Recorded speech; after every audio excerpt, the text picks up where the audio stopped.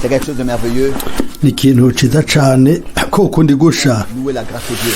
dushobora guhimbaza ubuntu bw'Imana ego ndizera yuko duteza kubikora gushika azozira kudutora hariya rero hamwe n'abatoranijwe n'abacunguwe bose Avant la prière, tuzoririmba indirimbo z'amashimwe imbere yuko dusenga turasoma muri Zaburi 103 turahaguruka kugira ngo dusome hanyuma turaza gusengera hamwe. Psaume 33, verset 1. Zaburi 103. Mon âme loue l'Éternel, que tout ce qui est en moi loue son Saint-Nom. Loue l'Éternel, mon âme, et n'oublie pas les bienfaits qu'il t'a fait. C'est lui qui pardonne toutes Mutima wanje himbaza uhoraho niwe les maladies, qui sauve ta vie de nawe la perdition.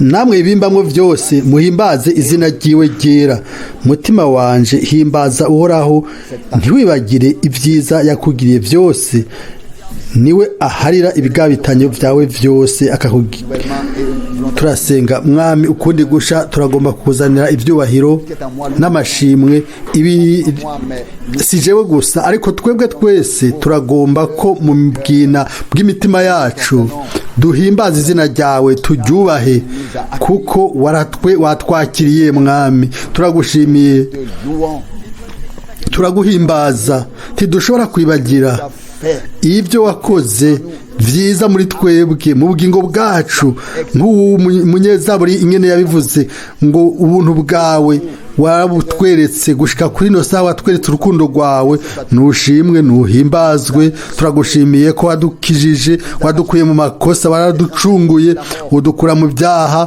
udukura mu rupfu no mu bigabitanyo duha ubuzima bwawe nushimwe ushigwe hejuru umwami turagusavye ushobore kuba kumwe natwe kuno muhingamo mon frère, usige mwene data ukundi gusha umuhe ijambo ryawe unatwe nyene uduhe ijambo ryawe kugira ngo cœur soit ouvert pour ce qui imitima yacu yuguruke kubwo ibivuye ku ijambo ryawe turazi ko ibisigaye byose ni umucanga ariko we mu ijambo ryawe ni iby'ibihe bidashira ibihe byose nukure ikintu cose qui pourrait déranger en nous. coba intambanyi muri twebwe urandura ikitava kuri wewe cose mu buzima bwanje mu bitima yacu no mu byimviro byacu uduhe umutima witeguye kwakira Honneur soit à ton Saint-Nom de Jésus. gusengwa n'ibyubahiro bibi byawe mu izina ryera rya Yesu amen turicara Loué soit le Seigneur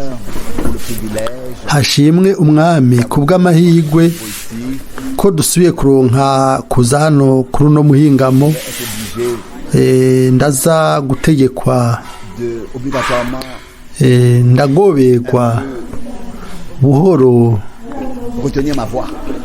kuza gufata ijwi ryanje J'ai déjà dit souvent, ariko maze kubivuga kenshi la haute voix avec laquelle nous soulignons si ijwi tuvugana naryo iryo dushimika ko ariko ni mpwemu w'Imana révèle la parole ni wahishura ijambo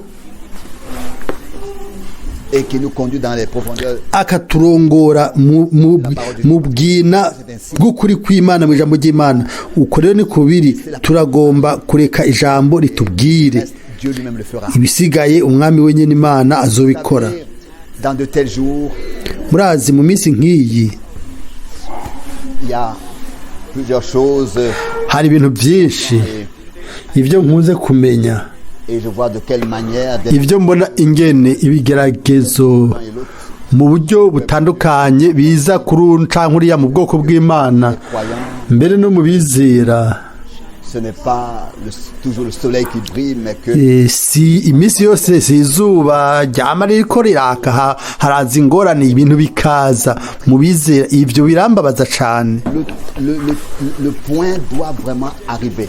mu by'ukuri hagomba kugera igihe kigomba kugera aho abizera b'ukuri bose Ils sont un seul cœur. babe ubugingo bumwe babe umutima umwe maze uko utumvikana byose bikugweho maze umutima wezwe Lui-même disait nk'uko umwami wacu wenyine yabivuze de la montagne, kuri bwa butumwa bwo ku musozi ngo harahiriwe abafise imitima itanduye kuko bazobona Imana. Mu bindi vyanditswe turasoma yuko mu mutima niho hava ibintu byumviro bibi byose, maze hanyuma bigaca biba ibikorwa bibi. Ariko ubwa mbere byari byumviro, ariko nimba Imana yaduhaye by'ukuri umutima musha, ikaduha n'ubuzima busha, maze mu by'ukuri ikaba yaratugiriye ubuntu nk'uko tumaze kubisoma muri Zaburi, ikaba yaduhaye ibyo bintu byose. Aho rero birakwiye yuko ibyo bintu bigaragara mu buzima bwacu. Ibintu ntibigomba kuguma nka bimwe vya kera kandi twabaye bashasha. Nimba umuntu ari muri Kristo aba yabaye icaremwe gisha, ibintu vya kera biba vyararenganye.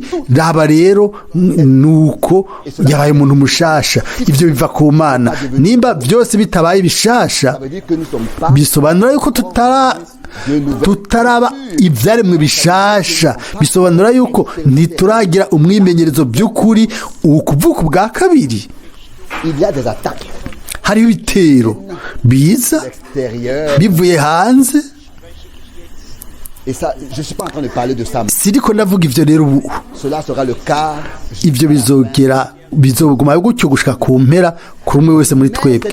Ariko hariho itandukanirizo rinini cyane iyo ikibi kivuye hanze kiza kuri twebwe, canke ikibi kikava mu mutima wacu. Ivyo rero ni itandukaniro rinini cyane. Ndibwira yuko muri no misi ntiza gufasha gusa yuko twinjizwa mu bwina bw'ijambo ry'Imana, ariko dufashwe twibire mu buntu bw'Imana ukundi gusha, twegera Imana, tugire umwe mwimenyezo mushasha. Amen. Ndafise ivyanditswe byinshi, imirongo myinshi yo nanditse mu gitabo cy'ibimatanijwe, nizera yuko tuza kuyisoma kandi ko Imana iza kuduhezagira ikabana natwe. Ndizera yuko aza kuduhezagira kandi azobana natwe, kuko tuza hano kugira ngo dufise intumbero imwe, ni ukugira ngo dutegurwe kubwo ubwiza, hanyuma tuzohure n'umukwe, tuzehure n'umukwe w'ubugingo bwacu. Imbere yuko dusoma mu gitabo cy'ibimatanijwe, nifuza gusoma ijambo ryera ry'Imana mu Baefeso igice ca 4 guhera ku murongo wa 25. Ibi navyo biratubwirwa. Aya majambo abwirwa twebwe, n'ahari amajambo akosora amajambo akosora, rero akosora yihaniza 25. Et dites la vérité chacun à son prochain, car nous sommes membres. Maze mwiyambure ibinyoma, umuntu wese avugane iby'ukuri na mugenzi we, kuko turi ingingo z'abagenzi bacu. Nimwaraka ntibibakoreshe icaha, izuba ntirirenge mukiratse, kandi ntimuhe wa mugwanizi icicaro. Uwiba ntakongere kwiba, ariko apfume acumukura, akoreshe ayiwe maboko ibyiza, kugira ngo aronke ivyo gufasha ukenye.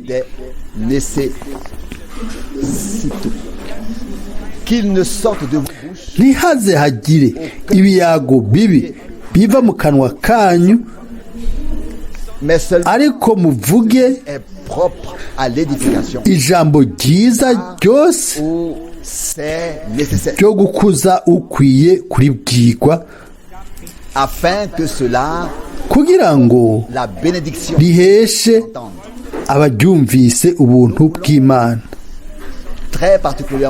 Turagomba kubona kuri uno murongo wa 29, mu kanwa kacu havemwo gusa ikintu kizana umugisha abandi. Hano haranditswe mais que ce soit des paroles seulement, ariko ce qui est propre à l'édification. muvuge ijambo ryiza ryose ryo gukuza ukwiye kuribwirwa kugira ngo riheshe abaryumvise ubuntu bw'Imana.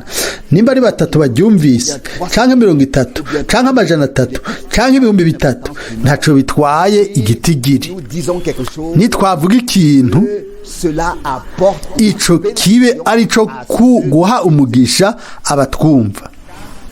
et ensuite il est écrit Hanyuma haranditswe et n'attristez pas kandi ntimukababaze mpwemu yera w'Imana lequel vous avez yabashiriwe ko kuba ikimenyetso gushika ku munsi wo gucungurwa. que toute Amen. amertume, toute colère, Umururazi wose no kujingitwa n'uburake no gutongana no gutukana bibavemwo soit retirée, hamwe n'inzigo yose toute malice et tout esprit n'inzigo yose sur. hamwe n'inzigo yose. Faites plutôt preuve de bonté. Mugiranire neza, mugiranire imbabazi, muharirane nk'uko Imana nayo yabahariye muri Kristo. Amen. Amen. Ça, c'est aussi Ibi la navyo ni ijambo ry'Imana. Et nous devons Dutegerezwa kwakira bino mu mitima yacu, kuvyemera. Niba tugomba cette troupe kuba muri wa mukuku, kuba muri wa mukuku reçu la vie éternelle batakiriye gusa ubugingo budashira, qui ariko veut avoir part à la première résurrection. bagomba kugira umugabane mu izuka rya mbere. Clairement la différence. Twamenye itandukaniro, hariho ishengero, Il y a une épouse hakabaho n'umugeni parmi l'église. avuye mu ishengero. Donc les Rero lettres aux églises bijya vyete indwi vy'amashengero vyahawe ishengero mu runganwe rwose, ariko amasezerano n'ay'abahizi gusa, abwirwa abahizi niba abandi âge de l'église. mu runganwe rwose rw'ishengero Parole, kubw'ijambo paroles qu'ils ont, bumvise, maze kubwo ils ont été rachetés amaraso yabacunguye baranesheje, hanyuma et pour être auprès du Seigneur ensuite. kugira ngo bazohabe bari kumwe n'umwami. Hanyuma La troupe des vainqueurs est umukuku w'abanesheje niwo mukuku w'umushuzo, niwo bazoja mu bukwe bw'umwagazi. Itegeko ryacu si ryo gusa paré des hommes pour le juger gutegura abantu ku rubanza rwa nyuma ensuite kugira ngo hanyuma dans la vie éternelle. bazokwinjiye mu bugingo budashira. Notre devoir Oya, ico tujejwe est de préparer ni ugutegurira abantu izamurwa, sans nos regards vers la dushinze amaso ku kuzuka kwa mbere, kugira ngo hanyuma pour ensuite être prêts. kugira ngo hanyuma tuzobane n'umwami. Nico gituma Les mesures urugero, doivent être plus ingero serrées, zigomba kuba zegeranye, zitsindagiye. Ntituvuga gusa ibi turaba ku yandi materaniro, ku yandi makoraniro. Oya, twiraba ko twebwe Imana ishobora kureka ibintu bimwe gushika uno munsi, ariko uno munsi ntirikirareka rero ikintu na kimwe kirengana. Yiteguye kutweza, kudutwoza, kudutegura. Iyo twumva ibimatanijwe indwi tukabisoma, tukabyinjiramwo, tukirira muri ibyo bintu, igihe cose ukundi gusha tugomba gutahura ingene ubuntu butovugwa, nuko neza neza twebwe twahawe ayo mahigwe yo kumva ivyo bintu byose, ivyo Imana mu gihe cacu, mu misi yacu yakoze. Encore plus que cela, il nous a accordé la grâce. Kandi yatugiriye ubuntu gusumba hejuru, kuguma turi abantu bashikamye, abantu bameze neza, nubwo Imana yaduhaye uguhishurirwa gukomeye cyane, Profondément courbé, tugenda twunamye, très reconnaissant au Seigneur. ariko dushimira umwami cyane ku bw'ivyo. Me plaît beaucoup en frère Branham. kindyohera cyane ku muntu witwa mwene Data Branham yavuze mu buryo bufoboye uruhande rw'umuntu ntiyabinyegeje yari imvuga kuri. ndagomba kubabwira ikintu mu gitabo ikibimatanijwe 14 hejuru havuga ati ndizera yuko abantu bari hano ari bo b'imhemu. nari gushobora kuba nakoze ikosa rikomeye cyane iyo mhemu yera atinjira mu cumba nari ndimwo uno munsi saa sita kandi iyo atankosora mu byumviro ibyo nagomba kwandika kugira ngo ndabivuge ko mwene Data Branham était en train d'écrire quelque chose. yari korandika ikintu runaka maze buno nyene mhemu w'Imana araza mu cumba. murazi iyo mwene Data Branham avuga ati mhemu w'Imana ari ngaha rero canke ari hajya canke ari ngaha, aho rero yamagomba kuvuga ukubaho kw'indenga kamere kw'Imana wa muco ya nkingi y'umuriro yashobora kubona n'amaso yiwe y'umubiri, agashobora kumva ijwi mu buryo bw'amatwi yumvikana. hano aravuga ati nabisanze mu gitabo ca kera, ati aho sinabibwigire mpishurirwa kuri ico cigwa. mwene Data Branham yagomba kwandika iciyumviro ico yari yakuye mu gitabo ca kera cumwa umuwanditsi w'umudogiteri wa Bibiliya yaranditse, agomba kwandika rero ivyo oyi mhemu w'Imana yinjira mu cumba aramuhagarika aramukosora acamuha hanyuma uguhishurirwa kukuri. mwene Data Branham yari gushobora gusimba ako kantu akavuga akatunyegeza ivyo, ariko yari umuntu w'imvuga kuri kandi yari umuntu nk'uko twese turi, yari kurengana atabivuze ko atavuze ko yakosowe oya. ariko natwe dukora co kimwe hano, duteza kuba twiteguye guheba ibyo twabonye byose ko ari byiza bidahuye no guhishurirwa kw'Imana kukuri. ibyo Imana yatanze muri runo runganwe ibyo byose tubishire ku ruhande. ibyo ubwo bumenyi bwose dukira ubusizi bw'amanga yuko tutamenye byose, ko hariho ibintu twebwe twamenyeye ku bandi, ibyo abandi bavuze mu butumwa bwiza, ariko turiteguye gushira byose ku ruhande maze ivy'Imana yavuze, ivy'Imana yahishuye tuvyakire tubishire mu mitima yacu atani ikindi. mwene Data Branham arabandanya hano, ariko nko mu masaha ya masaha ya 6 ku murango mhemu w'Imana yaciye yinjira mu cumba maze ibintu byose ndabihishurirwa. rero uko niko ikimatanijwe ca mbere cugurwe, atari umuntu ariko Imana yo nyene yari ihari. mhemu yera yavuze, yahishuye, yarerekanye, yarasiguye, arasobanura, atanga umuco, maze hanyuma ashobora kuvuga icyateza kuvugwa kivuye ku Mana. hanyuma arabivuga hano ati neza na neza nk'uko mubona mpagaze hano, ndafise ubushizi bw'amanga butanyiganyizwa yuko ivyo ngomba kubereka kuno mugoroba ni ukuri k'ubutumwa bwiza. ndazi neza yuko ariko biri,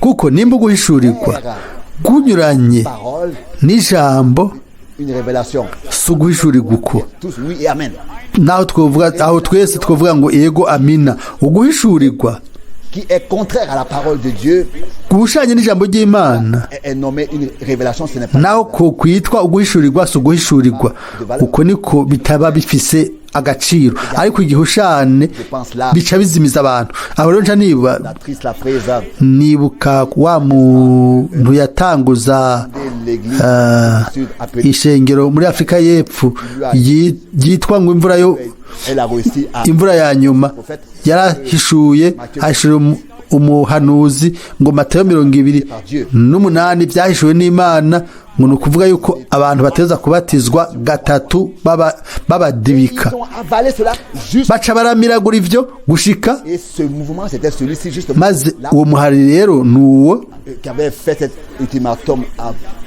wagabishije mwene data Branham ngo yemere uko guhishurirwa. Ni gute umuntu w'Imana yoshobora kuvuga ngo ego ku kintu Imana yaciriye ku iteka?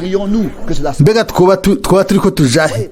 Ariko murabona ingene abantu bashobora kwita ikintu bakavuga ngo nuguhishurirwa. Amadini yose amashengero menshi agaca yubakira kuri ico kintu c'ikinyoma ngo nuguhishurirwa.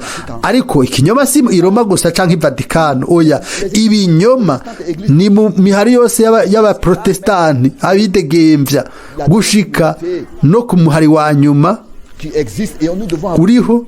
Ariko tuvyemere ko bose twese twari muri bya binyoma nyene, twari muri ivyo binyoma, ntituriko turishira hejuru ngaha ku bandi, oya, natwe turavyemera ko Imana yatugiriye ubuntu, iradukosora, turemera turakosorwa.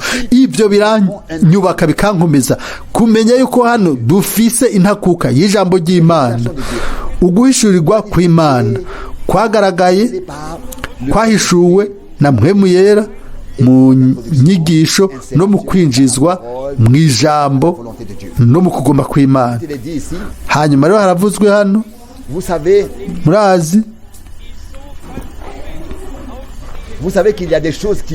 murazi yuko hariho ibintu bishobora kuboneka yuko umenga ni vyiza n'ivy'agahore kandi atari ivy'ukuri, biba bishusha ariko ntaco biricugarico, n'ubusa.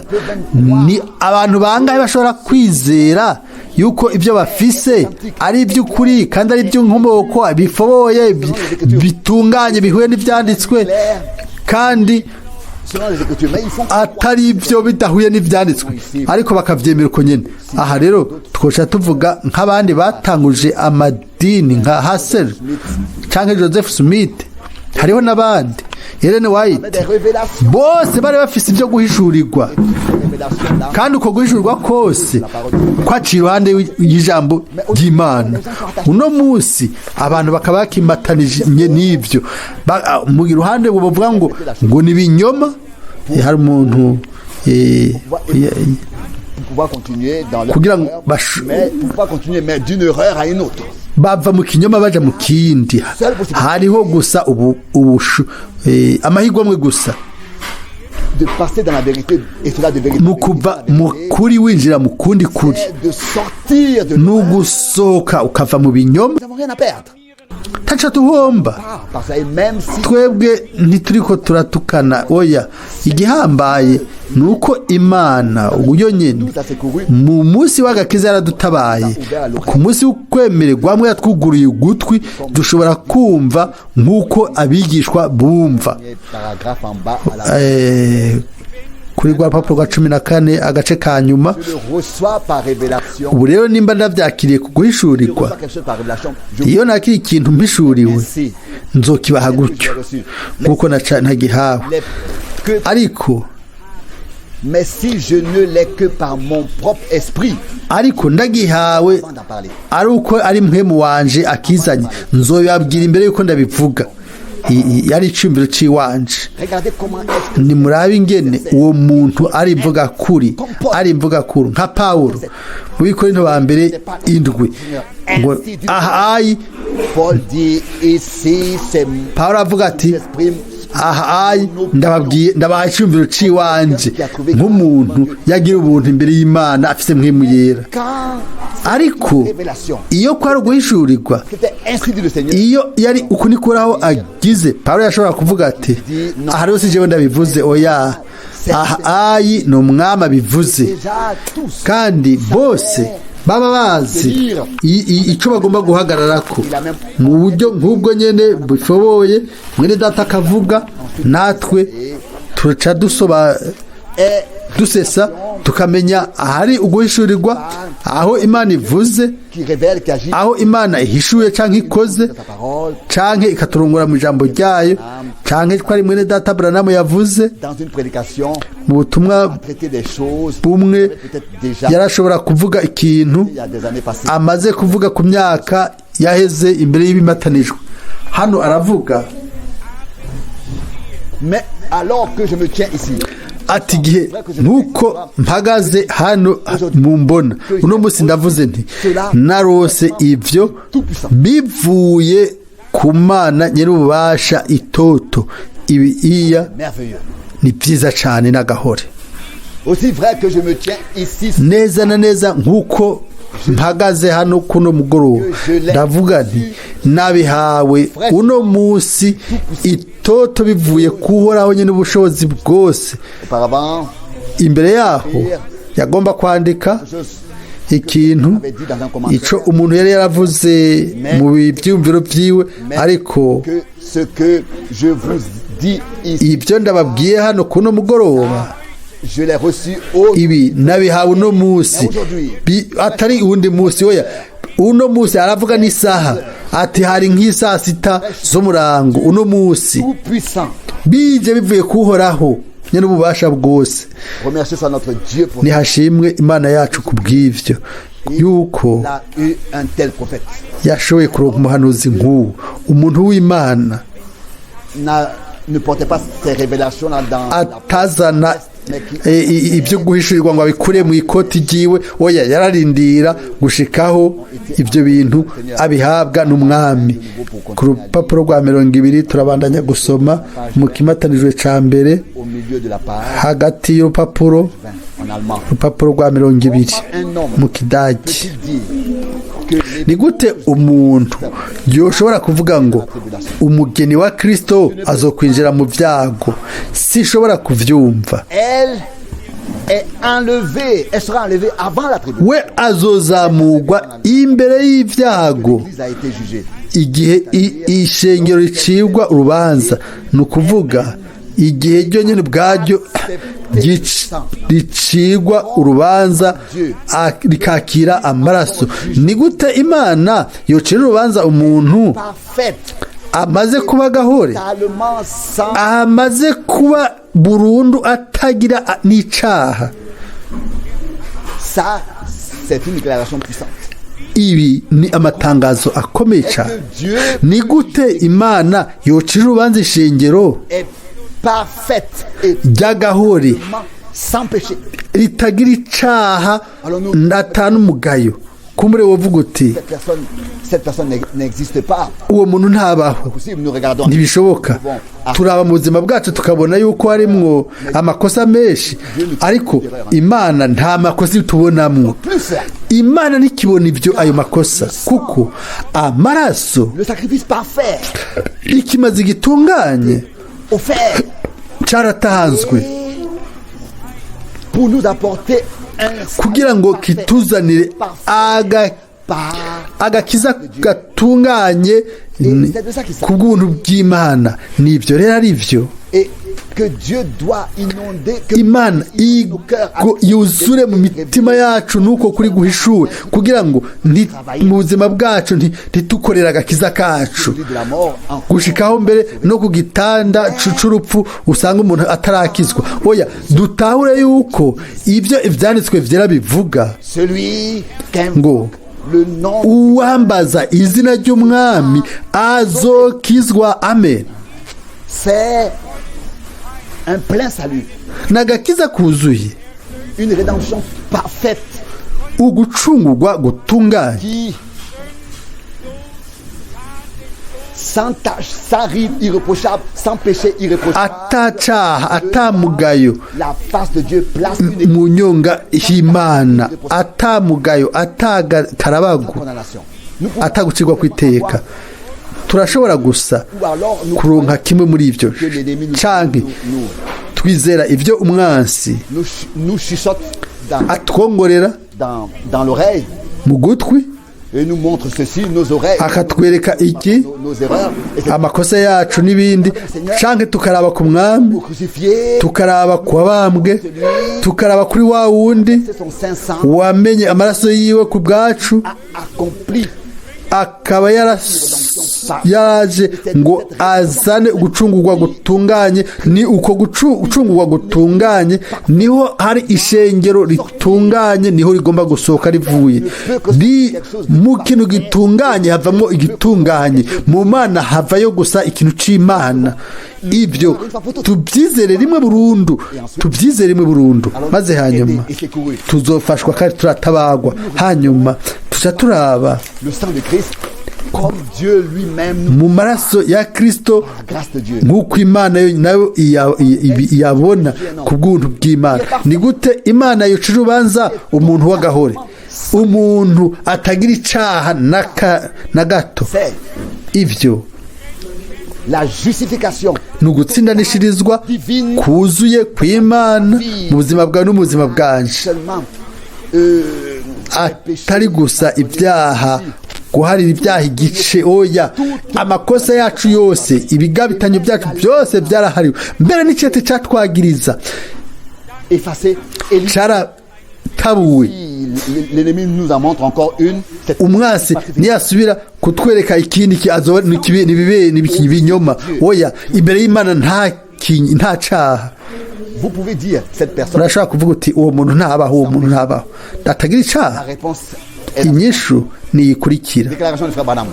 Tout croyant, Itangazo rya mwene data Branham: vrai croyant est parfait, wizera wese yavutse ubwa kabiri sans péché devant Dieu. nta caha agira imbere y'Imana. Ça c'est la rédemption. Uko ni ugucungurwa. Ça c'est le rachat. Ico ni ikiguzi, n'agakiza kuzuye, ni ubuntu bw'Imana. Et nous nous efforçons. Tugaca twihata Nous ne pouvions plus. gushikaho tutoba tugishoboye, maze hanyuma bikabandanya. Alors nous attendons, au lieu de Aho tukarindira, twagomba kwizera tukinjira mu buruhukiro bw'Imana, tukagomba gukoresha inkomezi zacu ngo twikize. Oya, très foi, ukwizera k'ukuri entre dans le repos kwinjira mu buruhukiro mu Mana, pour le peuple de Dieu. kuko ku bwoko bw'Imana hariho uburuhukiro ntakuka bahawe. Ubwo buruhukiro kandi buracari ngaha, twagira ubuntu bwo kubwinjiramo. Amen. Ndabandanya gusoma. Ne fie pas à ses œuvres. Ibikorwa byacu ntibihagije, ariko ni amaraso ya Yesu Kristo ayo dushize ko ibyo twatura. Ibyo twe twatura ntibigishingiye mu bushobozi bw'iwacu, mu byo twebwe twaba twigeneye gukora, canke ngo dusubire kwandika ibyatunaniye. Oya, ubushizi bw'amanga bwacu bushimikiye mu Mana nyene ububasha bwose, mu kimazi gitunganye, mu maraso yera yatunganye yasesetse. Bibiliya nuko bivuga. Bibiliya ivuga ngo umuntu wese yabyawe n'Imana ntakora icaha, kuko ntashobora gukora icaha. Ni Yohana wa mbere 3:4 gushika ku 10. Ni gute woshobora gufata umuntu ukamugira umunyabyaha, kandi ukwera kw'amaraso ya Yesu Kristo kuri hagati yiwe n'Imana? Ibyo bizokoza ibyaha gushikaho atazosigara n'akazerizeri. Ni gute amaraso yera ya Kristo yoshobora gusiga akantu k'icaha inyuma yiwe? Ntibishoboka. Yego, ivyo byo tunezera twese, sivyo? Qu'est-ce que c'était l'un de notre byari bimeze gute kuri umwe muri banditsi bavuga ngo nimba bacunguwe ressembler à des rachetés. yaba bagomba gusa n'abacunguwe aho rero nawe nyine nabo bukwemera icabacunguwe ivyo bimeze nk'uko umenga harimo ukuri kwishi indani tukamisi turiko turidodomba dufise ingorane ibibazo byacu tuvugaho maze akaga tukagashira ku izina ry'umwami kubwo kutizera kwacu ibyo twemera bikaduturubika bikatugira inyagano ariko twe twategeza kumenya yuko twebwe nk'abana b'Imana twatwawe tukaduzwa mu mwidegembyo w'abana b'Imana niko ibyanditswe byera bivuga ngo yaradufashe adukura mu mwiza aratuduza adushira mu bwami bw'umwana we akunda amen ntazobikora yamaze kubikora murongo wa 13 ndasoma agace ka nyuma ni gute amaraso yera ya Kristo yoshobora gusiga akantu k'icaha inyuma yayo ntibishoboka Yesu yavuze ati muzoba gahore nk'uko so wanyu ari mu ijuru aragahore ni gute twebwe twokwiyumvira yuko turagahore ndababaje ico kibazo ariko Yesu arabisaba nibyo ategeka nimba Yesu aribyo ategeka ategerezwa kandi gukurema uburyo kandi yarabikoze kubwo amaraso yiwe bwite hano twosoma mu cete c'abaheburayo iyo nzira nshasha yuguruye kubwo ikimazi c'amaraso yiwe c'umubiri wiwe ngo yinjiye aheraho mu ijuru kugira ngo azane ku ntebe y'ubuntu amaraso yiwe hano mwene data Branham yabajije ikibazo ni gute umuntu yokwibaza yuko aragahore hanyuma inyishu ikurikira niyi ngo twabigizwe na wa wundi yaragahore natwe twabaye abatagira umugayo ku bwa wa wundi yaratagira umugayo niho twabaye abana b'Imana abahungu n'abakobwa b'Imana ku bwiwe kuko wewe nk'umwana w'Imana yahagaragaye amen byose byabaye ku bwiwe turagomba kuja ku rupapuro rwa 23 hejuru iburyo 23 hejuru. Mais la véritable épouse sera composée de milliers et de milliers de personnes. Umugeni azobamwo ibihumbi n'ibihumbi abatoranijwe bo mu runganwe rwose rw'ishengero. Igihe cyose ubutumwa bwazanywe maze ubwoko bukabwizera bukavyemera mu muco wose bari bahawe, ubwo bwoko bwashizwe ko ikimenyetso gushika ku munsi wo gucungurwa mu runganwe rwose. Iri naryo ni ijambo ry'ububasha ry'inkomezi. Mu runganwe rwose hamye hariho Imana yakoze ku buryo ubutumwa bw'ijambo ry'Imana buvugwa. Abo bose abo mu gihe cyabo bizera ubutumwa bakabwakira bakabwemera mu muco kuko Imana yari yabutanze.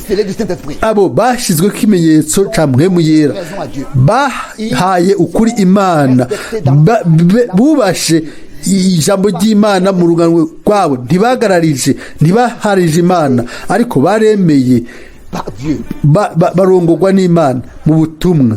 à chaque fois qu'un message igihe cyose ubutumwa bwaba buzanye des hommes maze abantu bakabyizera bakabyakira mu muco wose bari bahawe nk'uko bwari bwatanzwe ils ont été scellés bashyizweho ikimenyetso kubwo umunsi wo gucungurwa. ici. Turamaze kuba hano twavuze kuri ivyo yuko hariho ugusigwa na mpwemu, ariko hariho kandi ugushirwa ko ikimenyetso na mpwemu w'Imana. Ça, c'est une grande différence. Ubwo iryo ni itandukaniro rinini cyane.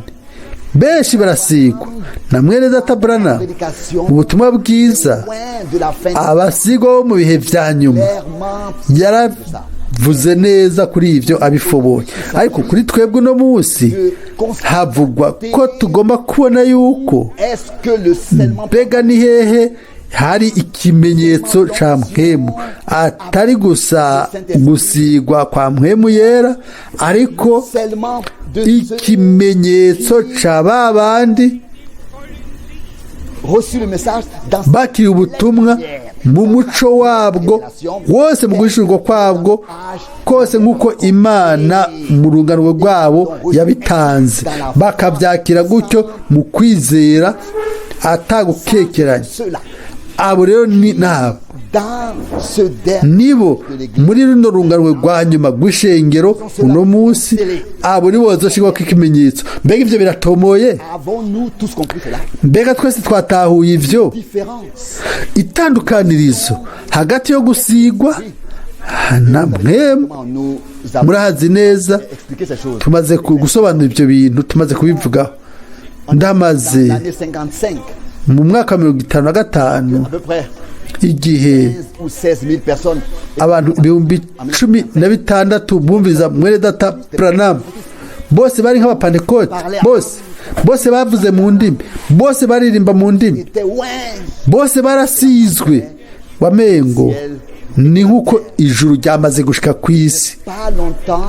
ariko ntihaheze igihe Et un autre prédicateur qui a semé du doute et umuvugabutumwa umwe yaciye azana ugukekeranya, aravuga ati impano yo guhishurwa y'ibintu byo mu mutima, ati hari ikintu kitameze neza. Uwo muntu gabo rero, uwo mugabo pensait asoma ibyiyumviro byo l'homme est un disant. ati ni umuntu aragura, ati ni umuntu akorana n'impwemu mbi, Il avait sinzobyibagira. tous ces discours Amaze kuvuga ayo majambo yose, ariko aravuga ivyo, très proches l'un de l'autre. twari hafi, maze icyo gihe Nous avions été des hommes divisés par Dieu.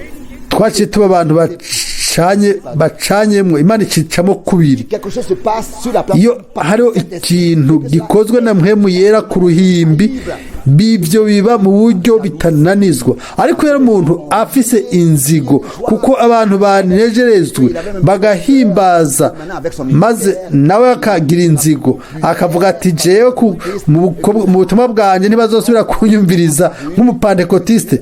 Acavuga ati hariho umuntu Imana yahezagiye gusumba we, mu kingo yagomba gushimira Imana ku bw'ivyo ngo anezerwe. Abo bene data bo Naître la. baciye bareka, ahavuka inzigo mu mitima yabo. C'est passé ensuite. Haciye haba iki hanyuma? Alors, ce que Dieu par ico Imana ku bwa mpwemu yakoze rejeté par ceux qui étaient loin de l'esprit a été cashiwe na ba bandi bari barasizwe, mbere bararogota.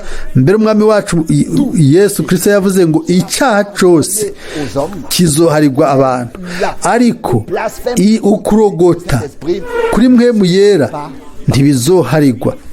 Combien existe Ni bangahe bari mu isi yose barogota bakavuga ati ego un homme de Dieu? mwene data Branham yari umugabo w'Imana akomeye, ariko inyigisho ye yari ibinyoma, ibindi n'ibindi n'ibindi. C'est une contradiction en soi-même. Ibyo ni igihushani ubwabyo. Canke Un bon aba ari igiti ciza kizana ivyamwa vyiza, canke kiba ari igiti kibi kizana ivyamwa bibi. ne peut pas cueillir des figues Ntushobora kwamura imisukoni ku nzabibu ntibibaho. murabona yuko ikintu bibaye bikomeye, ibintu birakomeye. Si gusa gusigwa na mpwemu yera, atari gusa gukoresha impano za mpwemu cyangwa kugira ibango ry'ubutumwa, ariko kuba ufise uguhishurirwa na mpwemu n'ijambo ugakurikira uguhishurwa kwa mpwemu n'ijambo, ukavuga amina ku ijambo ryose, kubaha, ugaca bugufi, ukamenya ubutumwa ubwo Imana yatanze mu muco wose bihuye n'ibyanditswe nk'uko yabitanze mu buntu bwayo. aho rero ngira ikibazo ngomba kubwira mwebwe mwese, ninde muri mwebwe agifise ingorane hamwe n'inyigisho iyo ari yo yose no guhishurirwa uko ariko kose, hamwe n'ikintu icyo ari cyo cyose, icyo mu butumwa bwiza bwose, ibyo twita ubutumwa? Mbega hari umuntu yoba akiri hano afisemo ikibazo? sinkeneye ko muduze intoki, ntabyo nkeneye, ariko nimba ariko biri, ndabaha impanuro nziza. nimba hariho ikintu mudatahura, mucemere uko bimeze kose, ucemere uvuga uti mwami ndabyizeye nubwo bitarafobokera neza. yego, rimwe na rimwe tugomba kubanza kwizera ikintu imbere y'uko kiba igifoboye kuri twebwe, kuko nitutacizera ni gute none twogifoborerwa? ukwizera kubanza kuza, hanyuma hagaca hakurikira umuco. aha rero dufise iri jambo ry'ububasha byagomba kutunezereza twebwe twese, ko abizera bose, abo mu runganwe rutandukanye rw'amashengero, barizeye ubutumwa mu muco nk'uko bwaje, bakabyizera bakabyakira. abo bazoshirwaho ikimenyetso na mpwemu yera kubwo umunsi wo gucungurwa. ibyo biranezera, muvuge muri amina kuri ibyo, nimubyizere niko bizomera kumwe natwe. nimba bitarabaho bizobaho. ibyo Imana yasezeranye ibigumaho. kuri runo rupapuro nyene mu buryo buciye bugufi turasoma, si nk'uko bamwe babyibaza yuko Imana ihitamwo abantu ibihumbi muri runo runganwe ikabatwara ikabajana iwe. ni abatoranijwe mu runganwe rwose rwabayeho. nicyo gituma Kristo agomba kuguma kuri ya ntebe y'umuherezi gushikaho uwa nyuma mu runganwe rwa nyuma agomba kwinjira. amaze kwinjira rero, ibyo nabyo nibyo 100%. aguma ku ntebe nk'utuvugira ku ntebe y'ubuntu gushikaho uwa nyuma, uwo igitabo giciwe kiri mu gitabo, izina rye kiri mu gitabo c'umwagazi yavishijwe amaraso imbere ku isi n'ijuru bibaho, ateza kumva ubutumwa nawe agashirwaho ko ikimenyetso. isaha irashitse, aho igihe kirageze, aho Imana izoshira ikimenyetso. aho rero c'est un peu des mouvements à droite et à gauche. n'imihari iburyo n'ibubafu, ukavuga ibi na biriya, ko bitari bwafobokeye ku bantu aba n'abariya. bamwe bakabyumva uku, abandi kuriya. oya, twese tugomba kuba twigishijwe n'Imana, hakaba ubumwe mu nyigisho, ubumwe mu kwizera, ubumwe muri Yesu Kristo, tukaza ku bumwe mu kwizera, tukaba umwe muri Yesu Kristo. hanyuma aravuga itangazo, uguhishurirwa ko muri kahise byugururiwe abantu, agaca babona ibyabaye. muca mutahura rero ubu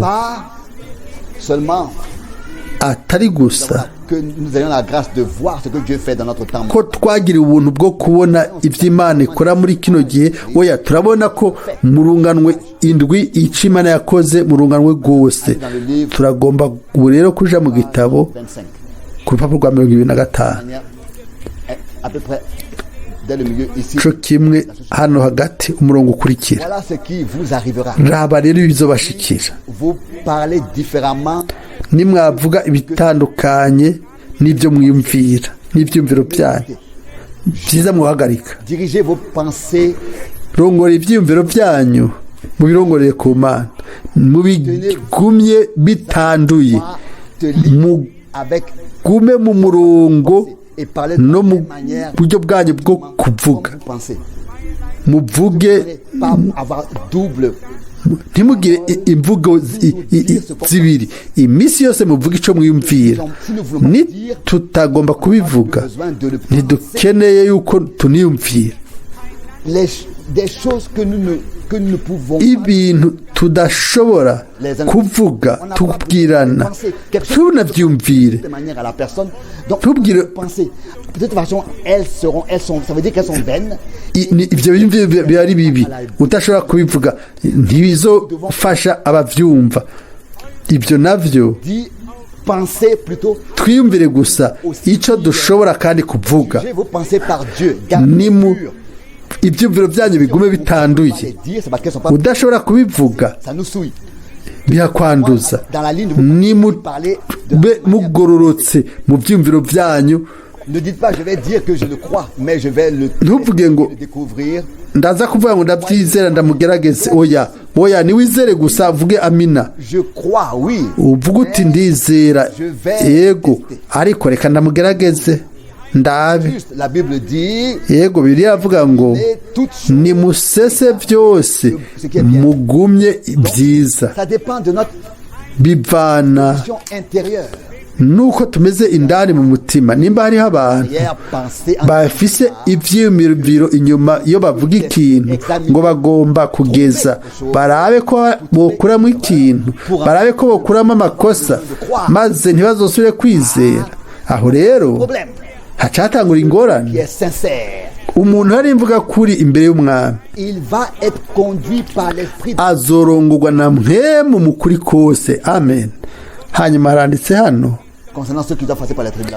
ku byerekeye abazoca mu byago.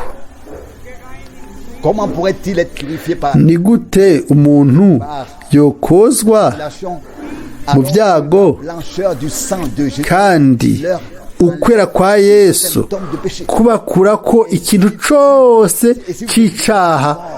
Nimba kandi warapfuye, ubuzima bwawe bukaba bunyegeje muri we mu Mana, kandi washizwe ko ikimenyetso na mpwemu yera, ni kubera iki none abandi bogucira urubanza?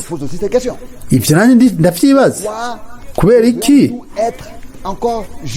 twogomba gusubira guca imanza, guciribwa imanza? Nimba Imana yarasanasanye ibintu byose twari twarononye, aho rero twovuga tuti Mwami wakoze neza byose.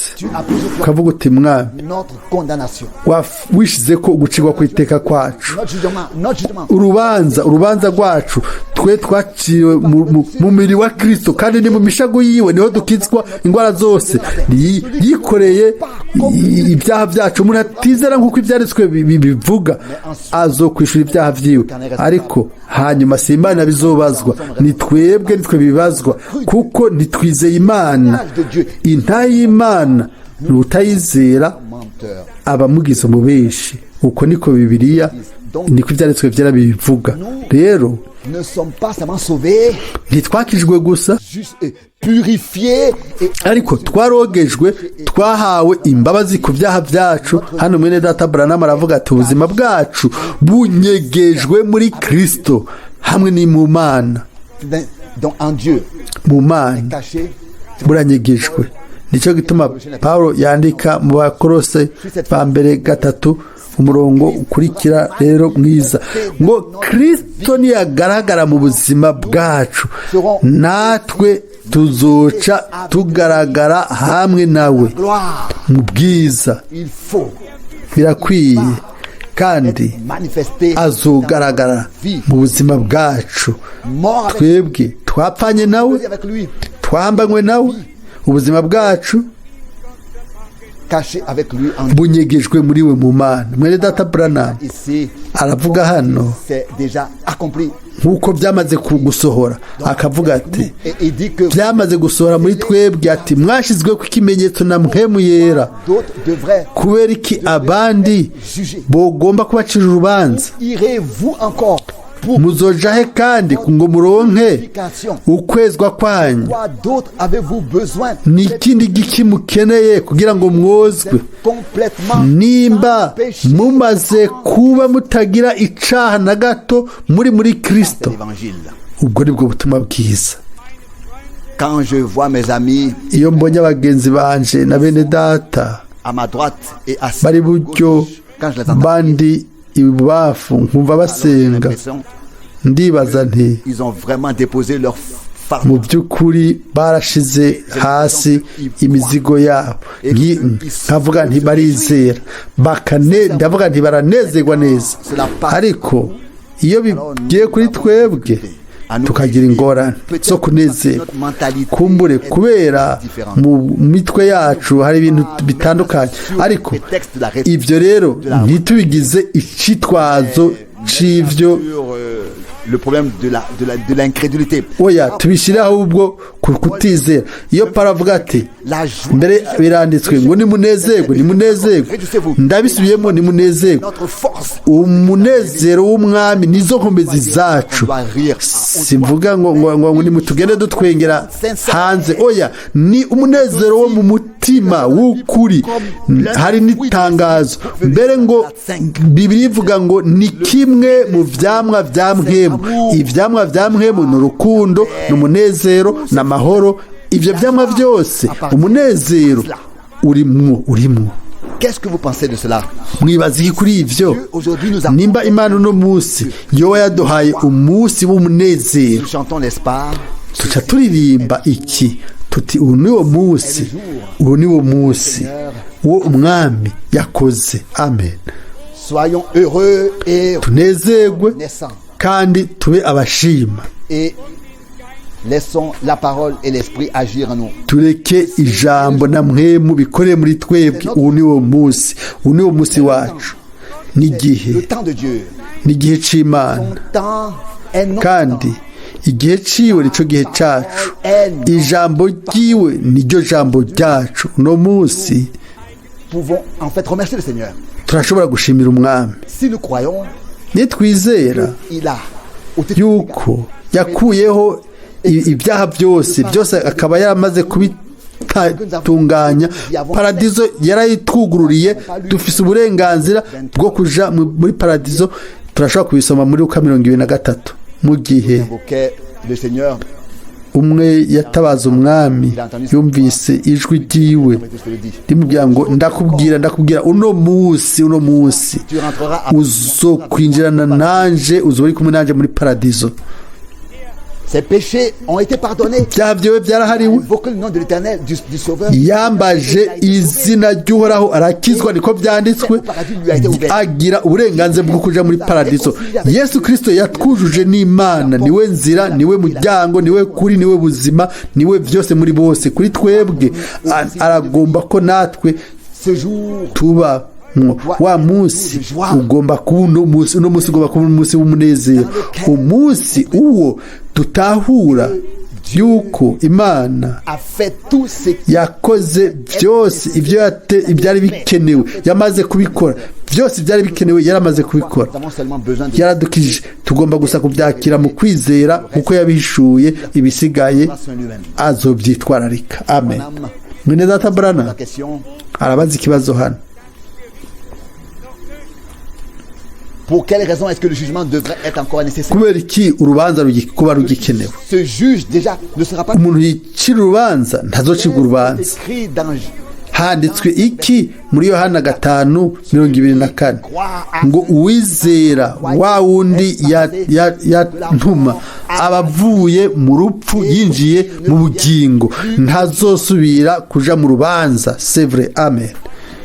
Alors que le Seigneur Jésus igihe umwami Yesu voulait ressusciter Lazare, yagomba kuzura Lazaro de la résurrection, avuga iby'ukuzuka, maze umugore yaravuze ati yego ndazi ko azozuka ku munsi wa nyuma.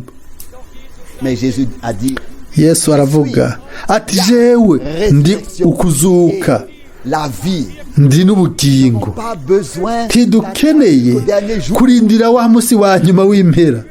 Amen. Uno munsi hano twumva ijwi ryiwe, uno munsi hano ressusciter avec lui. dutegerezwa kuzuranwa nawe mu buzima bushasha, tukagenda turi bashasha. Haleluya, amen. Gloire et honneur. Ibyubahiro n'ubwiza b'iby'Imana yacu. Haranditswe kandi hano iyi tangazo,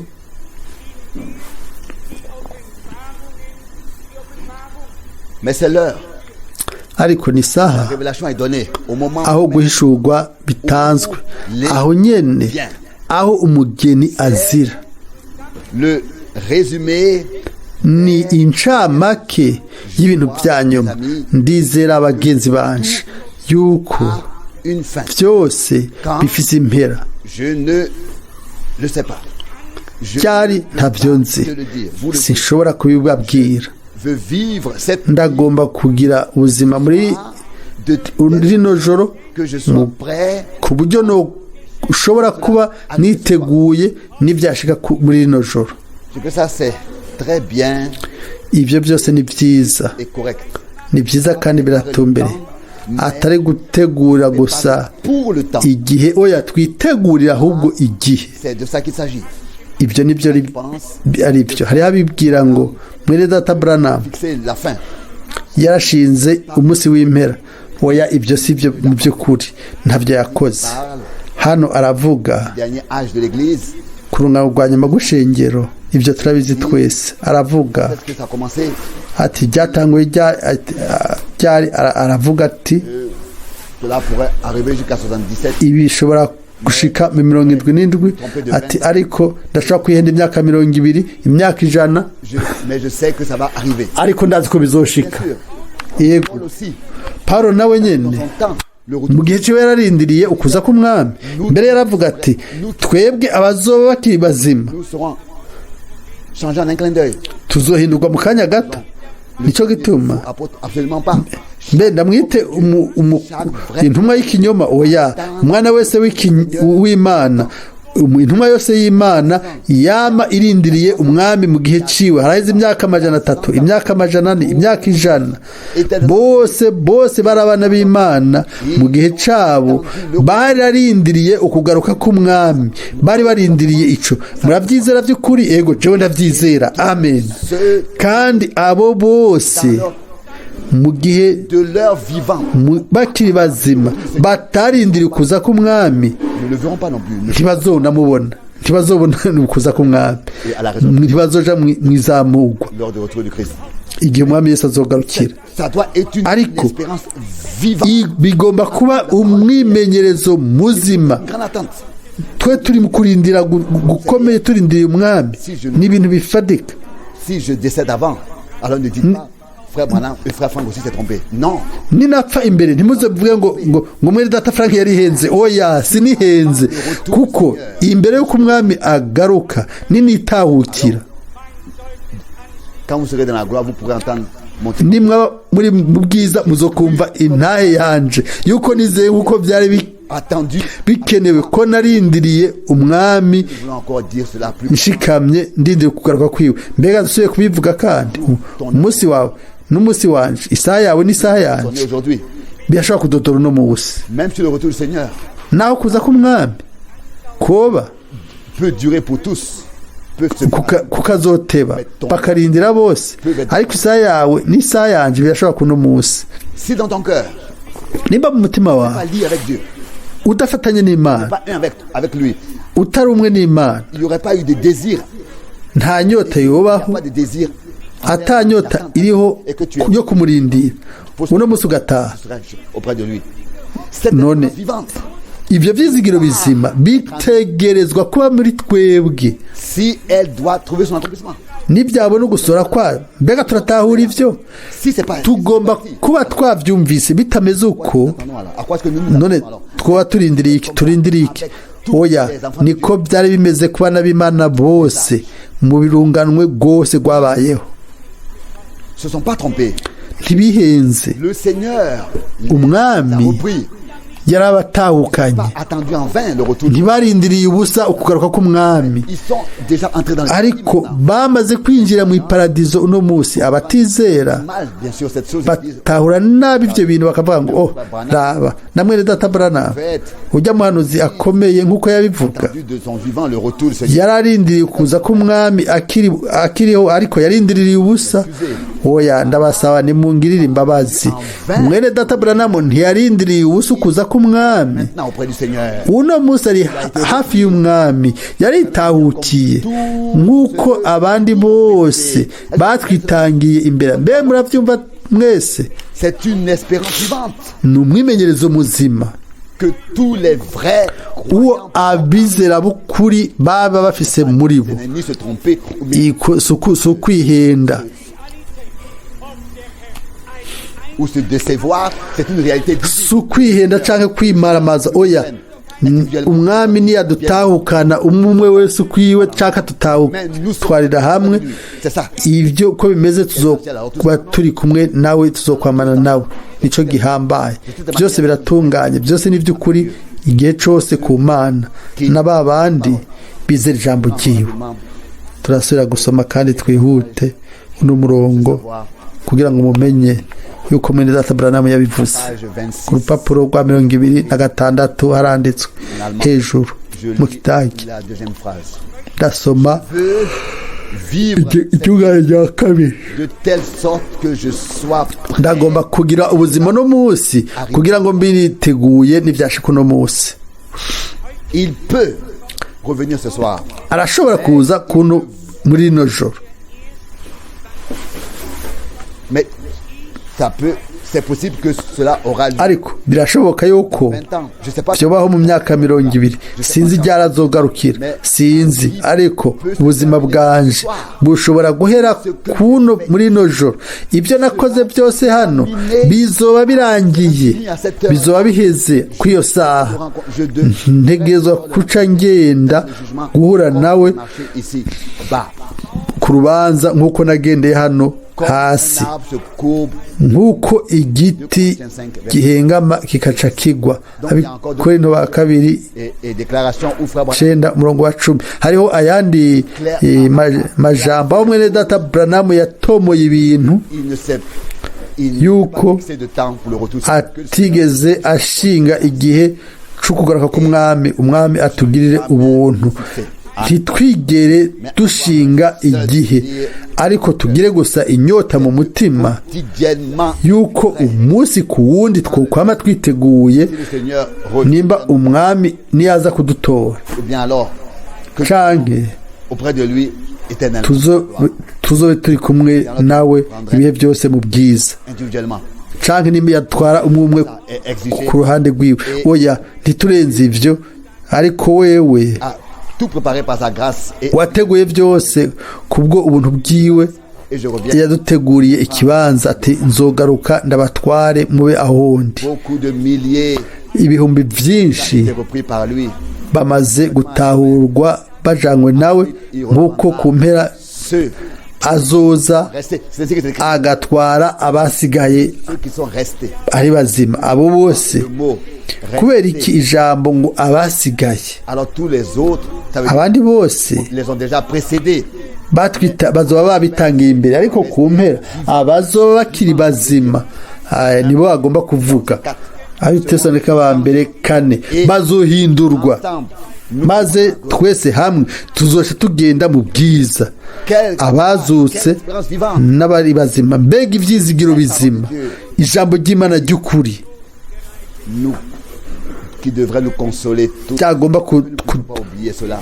cyagomba kuduhumuriza twese ntitwibagire ivyo Une rédemption parfaite. ni ugucungurwa kw'agahore Le rédempteur parfait. kubwo umucunguzi w'agahore, kubwo umucunguzi w'agahore. Icamwa cyavuye muri uko gucungura kw'agahore ni ishengero ry'agahore ritagira umugayo, ry'agahore munsi y'amaraso, ku bw'amaraso y'umwagazi, ku bw'ijambo ry'Imana, ku bwa mpwemu w'Imana. Amen. Byose bose babaye umwe muri Kristo mu Mana, barose ubugingo bushasha. Ni mu byizere no munsi. Amen. Turagomba ko twese hamwe dushimira umwami ku bw'ivyo. Nimba hari umuntu ataragira umwimenyerezo, ntagire isoni, na boroge n'ubugingo bwiwe n'umunwa atabaza izina ry'umwami, maze muzokizwa. Niko bimeze iminsi yose. Nibwo butumwa bw'umunezero, nibwo butumwa bw'umunezero, ubutumwa bwa Yesu Kristo umwami wacu. Twagira ubuntu n'Imana, twaracunguwe, twarakijijwe. Imana yaraduhari ibyaha, yaduhari ibyaha byacu byose, ibigabitanyo byacu byose. Haleluya. Imbere y'Imana byose biratunganye kuri twebwe no muri twebwe. Nihashimwe izina ryiwe ryera. Turagomba kwemera ijambo ryiwe ryose, hanyuma dushireho ikimenyetso na mpwemu wahishuye ijambo. Amen. Haleluya. Ni mu byizere ivyo bibeho. Amen. Muri yizera ko biza gushika. Amen. Nihashimwe Imana yacu. Turahaguruka dushimira umwami. Tubikore twese hamwe. Mwene Data Rusi, ndagusavye ushobore kuza usenga. Data wo mwijuru, turagushimiye kandi kubw'ino saha y'ubuntu, na cane cane kubw'ano majambo yo kuduhumuriza, ayo tumaze, ayo tugomba kwakira bamwe n'abandi. Mwami, ntiwavugiye ubusa. Oya, ego mwami, ico wasezeranye urazogisohoza, uzogisohora. Nico gituma duhimbaza izina ryawe ryera. Mwami, umwe wese aje kuri wewe, umwe wese arashobora kwakira ubwo bushizi bw'amanga ko kuri we byose wabisohoye, wabiranguye ku musaraba i Golgotha. Mwami, ni iki gihe c'ukwemererwamwo, n'ino saha iyo dushobora kuza tukakwambaza muri uno munsi w'agakiza aho wadutabaye, tukakubwira tuti wo mwami, nuze mu buzima bwanjye, nuze mu mutima wanje, nushire mu buturo bwawe, nungirire ubuntu bwawe, maze kugira ngo umutima wuguruke, maze iminwa yuguruke, tuguhimbaze, tugushire hejuru nk'umunwa umwe, maze twakirwa ubushizi bw'amanga tukuye muri wewe. Amen. Ku bwawe. Haleluya. Yesu, turagusavye uduhe ubwoko bwawe twese, umuntu wese ataragirwa ubushizi bw'amanga ubu. Mwami, gira ubuntu, umwe wese agira umwimenyerezo w'ukuri nawe. Haleluya. Turaba kuri wewe, turakwizigiye, turagushima, turaguhimbaza, turashima izina ryawe. Turavuze turakoze. Niwakira amashimwe, niwakira ubwiza, niwakira ugusengwa n'imitima yacu yose, n'iminwa yacu yose. Ubwiza, ubwiza. Izina ryawe ryera rya Yesu, turagushimiye kubwo ijambo ryawe ry'igiciro ryera. Turagusenga mu izina ryera rya Yesu. Haleluya. Haleluya. Chantons, ceci est le jour. Turirimbe tuti niwo munsi, uwo niwo munsi. Niwo munsi.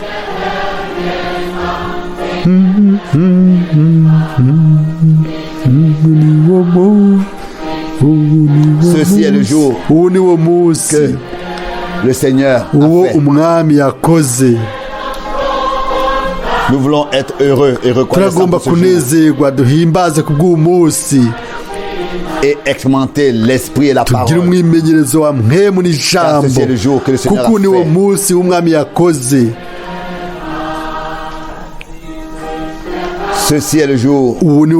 Ceci est le jour que le Seigneur a fait. Que le Seigneur a fait. Ceci est le jour. Ceci est le jour que le Seigneur a fait. Nous voulons être heureux.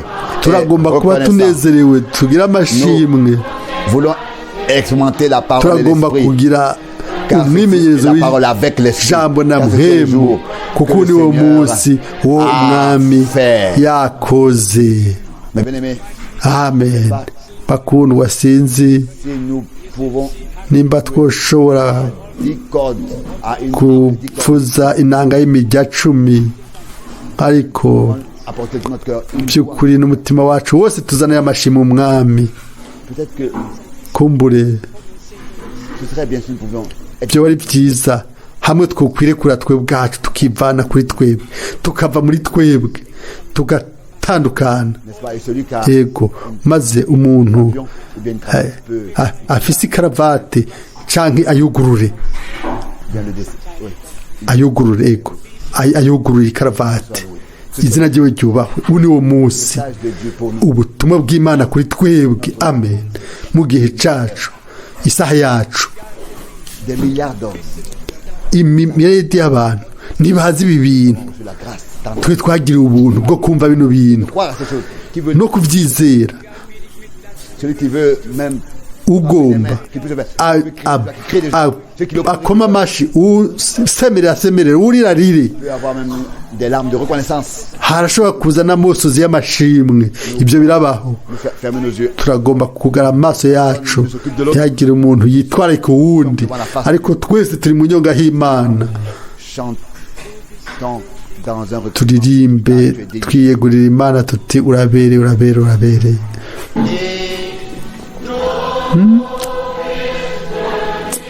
Oh, vraiment. Amen. Hallelujah. Hallelujah. Hallelujah. Amen. Oh, hallelujah. Oh. Amen. Tu es digne, tu es digne. Urabereye. Urabereye. Mana nyene ubasha bwose, Créateur du ciel et de la terre, muremyi w'amajuru n'isi, nous te remercions de notre cœur. turagushimiye n'umutima wacu wose Cette heure dans laquelle nous avons la kubw'ino grâce saha twagiriwe ubuntu bwo kubamwo, a ouvert nos yeux et nos cœurs. wamaze kugura amaso yacu n'imitima yacu, Nous a ouvert l'intelligence. wamaze kutwugura ubwenge ngo dutahure ivyanditswe hame. ijambo ryawe ni ijambo Parole rihishuwe, vivante. ijambo rizima. Nous te remercions pour ce turagushimiye ku bw'ivyo mwami mukundwa, que tu puisses te manifester. ushobore kugaragara Ressuscité. nk'uwazutse, nk'uri muzima, nka wa wundi adahinduka ejo no munsi n'ibihe bidashira. ugendagende ukore, uvuge ukore hagati yacu kubw'ubwiza n'ivyubahiro by'izina ryawe, Bien-aimé Sauveur, mwami mucunguzi. ta mort a servi à quelque urupfu chose. rwawe rwafashije ikintu. haleluya, haleluya. Seigneur, je te remercie mwami pour cela. ndagushimiye ku bw'ivyo, Que le fruit de l'angoisse ivyamwa grand by'agatego k'umutima wawe bihambaye. o mwami, abacunguwe bose n'abawe turaguhimbaza, turagushize hejuru. haleluya, Alléluia. haleluya, Alléluia. haleluya, Alléluia. haleluya, Alléluia. Alléluia. Je suis racheté par son sang. haleluya, haleluya. Sauvé par son nacunguwe sang. n'amaraso Alléluia, yiwe. haleluya, Je suis haleluya. sauvé, racheté, narakijijwe, délivré par son sang, naracunguwe, affranchi. narabohowe n'amaraso Alléluia. yiwe, nawe witegembya. haleluya. Amen. Comme je suis heureux. Yasingere nezerewe, Sauveur est mien. umucunguzi ni Alléluia. wanje. haleluya. Oh, Comme c'est beau d'être sauvé. ni ari byiza ko warakijijwe. Amen.